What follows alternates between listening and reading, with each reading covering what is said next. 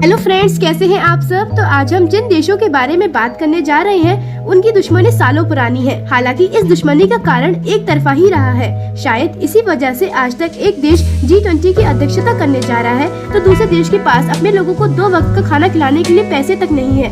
एक देश है इंडिया तो दूसरा देश है पाकिस्तान। आज हम इस वीडियो में आपको इन दोनों देशों के बारे में बताएंगे। एक ही दिन में अंतराल में आजाद होने के बावजूद भी ये दोनों देश कहां खड़े हैं।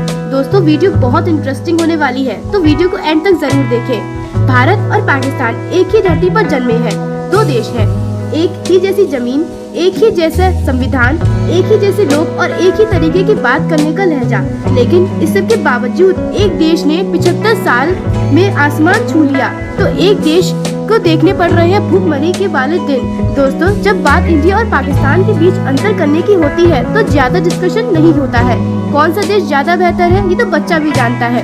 2022 में भारत ने अमृत महोत्सव मनाया था और 2023 में भी भारत आजादी के दिन एक और नई कहानी लिखने जा रहा है। 75 साल के इतिहास में भारत ने भी कृषि से लेकर खेल, अर्थव्यवस्था, रक्षा तक के क्षेत्र में कामयाबी के झंडे गाड़े हैं और वहीं पाकिस्तान कंगाल खड़ा है और आतंकियों के गढ़ बन चुका है। ये तो हम सभी जानते हैं कि पाकिस्तान भारत के टूटने पे ही बना था। भारत अपना आजाद दिवस 15 अगस्त तो पाकिस्तान 14 अगस्त को बनाता है। ब्रिटिशर लुइस माउंटबेटन ने पाकिस्तान को 14 अगस्त को ही आजाद साबित कर दिया था, इसलिए पाकिस्तान अपना आजाद दिवस 14 अगस्त को ही बनाता है। दोनों देश एक दिन के अंतराल पे ही आजाद हुए, लेकिन ऐसा क्या हुआ कि दोनों देश एक ही दिन के अंतराल पे आजाद होने के बावजूद भी एक देश ऊंचाइयां छू रहा है तो दूसरे देश को तरक्की का मतलब ही नहीं पता है। पाकिस्तान के जनरल मोहम्मद अली जिन्ना ने भी नेहरू जी की तरह अपने नागरिकों को धार्मिक स्वतंत्रता दी। दोनों देशों के पास राजनीतिक विरासत भी एक ही थी, दोनों का काम करने का तरीका भी एक था, लेकिन पाकिस्तान किसी भी चीज में इंडिया के सामने टिक नहीं पाया। आज़ादी के 3 साल बाद ही भारत ने अपना संविधान खड़ा कर लिया, इसलिए भारत को रिपब्लिक नेशन भी कहा गया। लेकिन पाकिस्तान ने 26 साल में भी अपना संविधान पूरी तरीके से पूरा नहीं किया है। दोनों देश लगभग अपने 75 साल पूरे कर चुके हैं, लेकिन आज भी इंडिया पाकिस्तान से हर फील्ड में आगे नजर आता है। चाहे वो कृषि हो, खेल हो, आर्थिक व्यवस्था हो, सुरक्षा हो, रक्षा हो, इंडिया हर चीज में कामयाबी पा चुका है।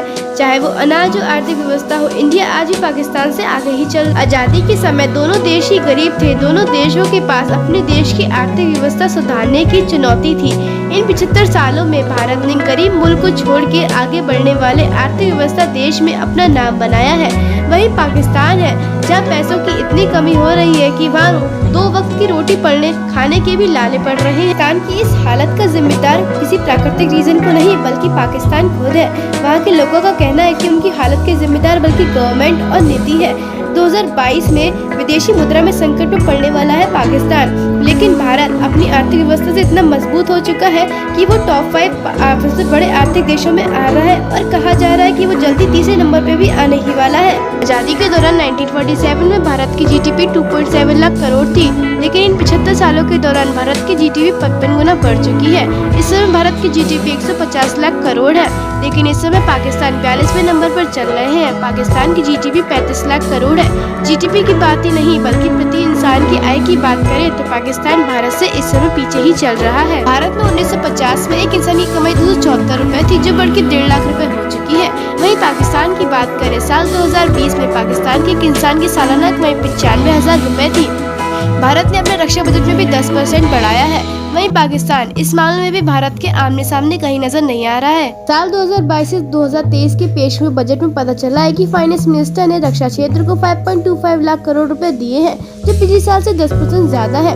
वहीं 2020 के बाद से भारत ने अपने डिफेंस को मजबूत करने के लिए अपना बजट भी बढ़ाया है, लेकिन पाकिस्तान अपने देश की रक्षा करने से पहले आतंकवादियों का साथ देना पहले समझता है। कई रिसर्च सेंटर कह चुके हैं कि पाकिस्तान चाहे कितनी भी कोशिश कर ले, लेकिन भारत के रक्षा क्षेत्र में आगे नहीं निकल सकता। पाकिस्तान का 2022 से 23 का रक्षा budget 1,52,000 crore Pakistani rupees allot किया गया था, जो कि भारत की मुद्रा में 46,689 करोड़ रुपीस है, जबकि भारत का डिफेंस बजट पाकिस्तान के बजट से 13 गुना ज्यादा है। अगर दोनों की सैन्य ताकत की बात करें तो पाकिस्तान के पास न्यूक्लियर बम के अलावा भारत के किसी भी हथियार का जवाब नहीं है।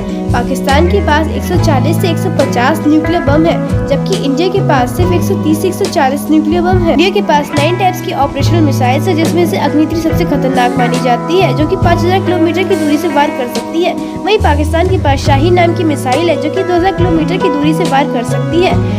इंडिया के हिसाब से इंडिया के पास 14 लाख आर्मी है, 3563 बैटल टैंक है, 3100 इन्फिनिटी फाइट कॉम्बैट व्हीकल है, 336 आर्म्ड पर्सनल कैरीज है, 9719। तो वहीं पाकिस्तान के पास 5.6 लाख सोल्जर्स है, 2496 टैंक है, 1065 आर्म्ड पर्सनल कैरीज है एंड 4472 तोप है। इंडिया और पाकिस्तान एक दूसरे से लड़ने के लिए हमेशा तैयार रहते हैं। आप ये सोच सकते हैं कि जब भी जंग होगी तो कौन सा देश किस पे भारी पड़ेगा। India, America, Australia, Indonesia, Philippines से फाइटर जेट तेजस खरीदने में भी कामयाब हुआ है। इंडिया के पास सिर्फ एक ही नहीं बल्कि काफी सारे राफेल एयरक्राफ्ट है जो देश से लड़ने के लिए एक ही काफी है। ताकत के मामलों में नहीं बल्कि मेडिकल के मामलों में भारत सबसे आगे निकल चुका है। कोरोना महामारी में टीकाकरण का अभियान चला के भारत ने अपने लिए एक नई हिस्ट्री का निर्माण किया था।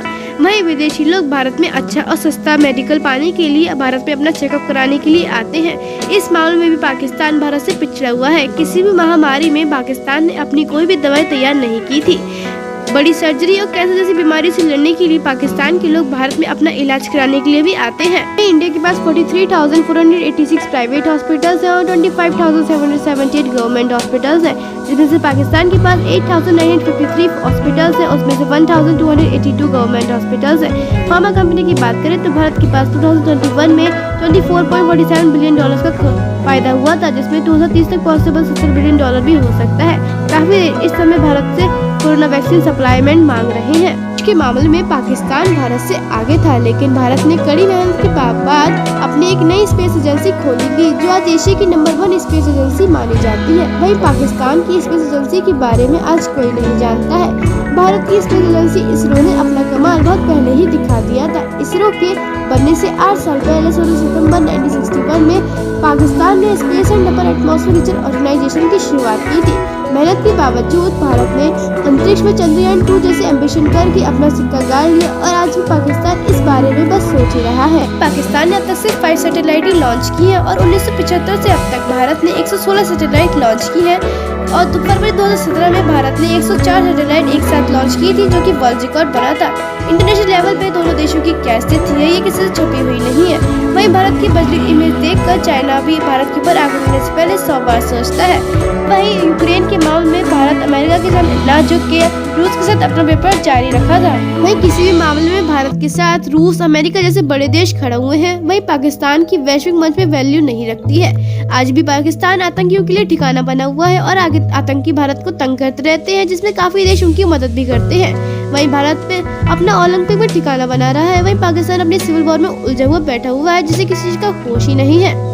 पाकिस्तान आज भी आतंकवादियों के लिए इतना एक्टिवेट हो चुका है कि कोई भी देश पाकिस्तान की मदद करने से पहले 10 बार सोचता है। इंडिया की तरह पाकिस्तान में भी क्रिकेट का बहुत क्रेज है। पिछले दशक को छोड़ के इस बार कोई भी टीम पाकिस्तान के साथ खेलना नहीं चाहती है। वहीं भारत का हर राज्य मैन्युफैक्चर हब बन चुका है और बड़ी बड़ी कंपनियां यहाँ पैसा इन्वेस्ट कर रही हैं। यहाँ तक कि विदेशों के प्लेयर का यहाँ पे घर भी है, जो रहने की इच्छा यहाँ जता चुके हैं। वहीं भारत के 1 दिसंबर से शक्तिशाली समूह G20 में अध्यक्षता करने जा रहा है, जो इस बात को दर्शाता है कि भारत विश्व में विश्व नेता बन के उतरा है। G20 के ग्रुप में जितने भी देश खड़े हुए हैं, ये भारत आकर अपने मन की बात कहेंगे और उस समय सारे लोगों की नजर सिर्फ भारत पर होगी और सम्मेलन के बाद भारत को आर्थिक रूप से काफी फायदा भी होने वाला है। वहीं पाकिस्तान इन सबसे काफी दूर है और वो इस समय कुछ सोच भी नहीं रहा है। पाकिस्तान की हालत आर्थिक रूप से इतनी कमजोर हो चुकी है कि वहाँ की हालत बिल्कुल श्रीलंका की तरह हो चुकी है। इस समय भारत का पड़ोसी देश कर्जे में सबसे आगे चल रहा है। पाकिस्तान का विदेशी मुद्रा भंडार अचानक से गिरावट की वजह से $7.83 बिलियन से भी नीचे हो चुका है। पाकिस्तान की सरकार और प्रधानमंत्री के कार्यकाल पर किसी को कोई भरोसा नहीं है। भारत एक सेकुलर कंट्री है, इस वजह से पूरे वर्ल्ड में भारत का नंबर 1 नाम बन चुका है। वहीं पाकिस्तान में धर्म के नाम पर लोगों की हत्याएं होती हैं, तो भारत में हर धर्म के लोग अपनी मर्जी से रहते हैं। भारत में सैनिक प्रोटोकॉल बना के एक निर्णय लेते हैं, तो वहीं पाकिस्तान में सैनिक सरकार की ना सुनकर आतंकवादियों का साथ देते हैं। पाकिस्तान का पूरा पॉलिटिकल सिस्टम सेना के अंदर चलता है, जो कि सेना आतंकवादियों के साथ खड़ी दिखाई देती है। पाकिस्तान को एक बार सोचना चाहिए, जिस देश के साथ मिलकर उसने आज़ादी का जश्न मनाया था, आज वो देश उससे कितना आगे निकल चुका है और एक मजबूत देश बन चुका है। वही था दोस्तों, यही था पाकिस्तान और भारत के बीच का सबसे बड़ा अंतर। हम देख सकते हैं कि पाकिस्तान और भारत किस स्थिति में खड़ा हुए हैं। आपकी इन दोनों देशों के बीच की क्या राय है, हमें कमेंट बॉक्स में कमेंट करके जरूर बताएं। हमारे वीडियो को लाइक करें, चैनल को सब्सक्राइब करें और वीडियो पाने के लिए बेल आइकन को ऑन करें। धन्यवाद।